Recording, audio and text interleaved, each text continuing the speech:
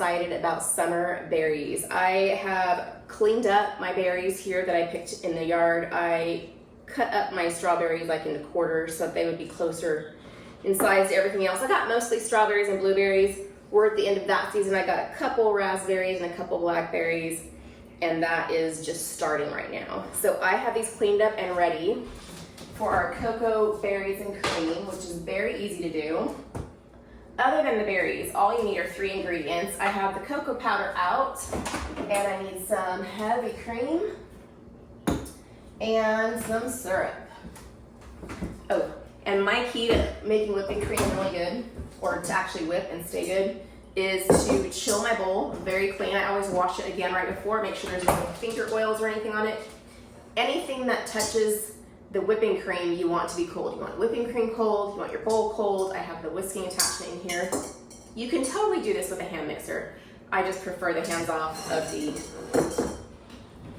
stand mixer. I'm gonna bring you over to my stand mixer and we'll see how this goes. It's super easy. Wow, it's a lot harder than I thought it would be to get you guys situated over the bowl. So like I said, I start off with everything cold. So my bowl is cold, my whisking attachment is cold, my whipped cream is very cold.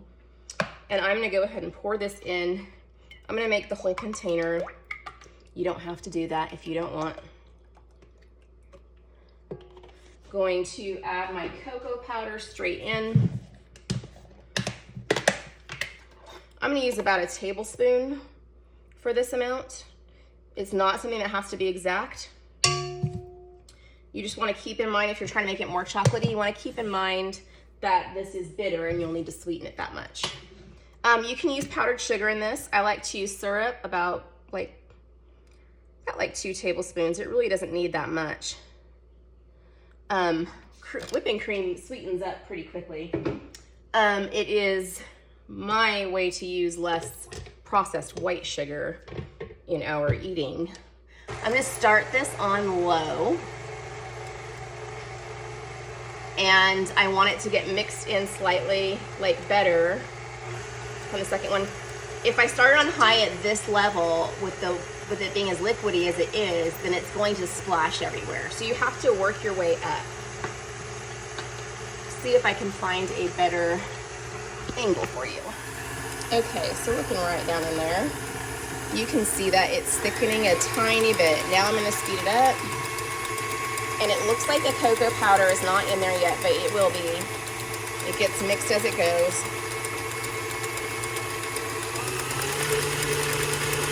See, you can tell on the edges that it's a little bit thicker now.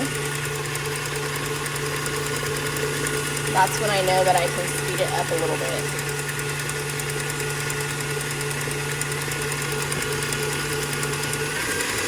Eventually you want to get to high speed, because that'll make it whip up into whipped cream.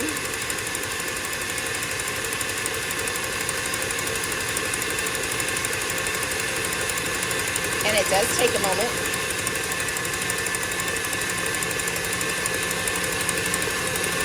I'm gonna time it right now.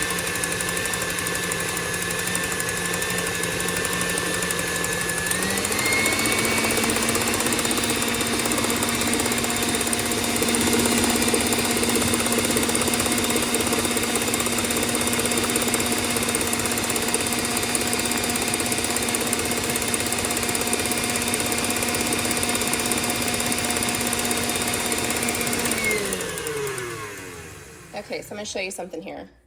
This is almost ready. See how it's thick, but it's not all the way ready yet. Almost. You don't want to go too far because it will break. See right there? That's what I'm looking for. I stopped it right before then to show you. So if you've done egg whites, stiff peaks, like see how that's like a dollop? See how that's like a dollop of whipped cream? It's got thickness, it's stiff peaks. Now you can't just let it go. You have to keep an eye on it. And that took about 1.5 minutes once it got to high speed. But you can't just let it go, because if it keeps going, it will turn to butter.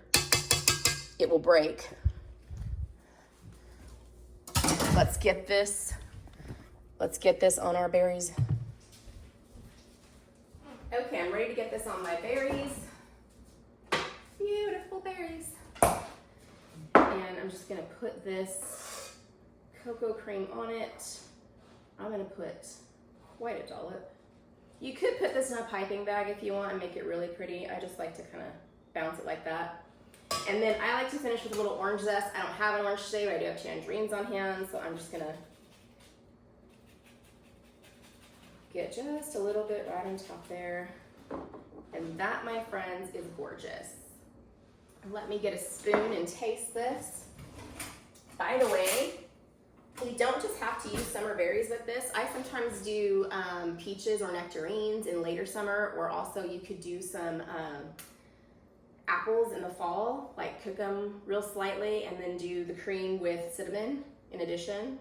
Delicious. Get some of the, I need a blackberry here. I wait for those every year.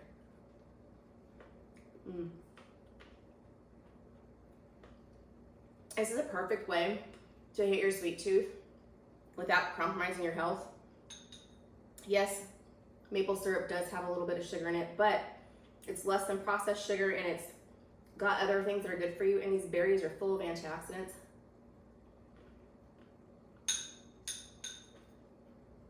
Can't stop eating this. I'll see you guys next time.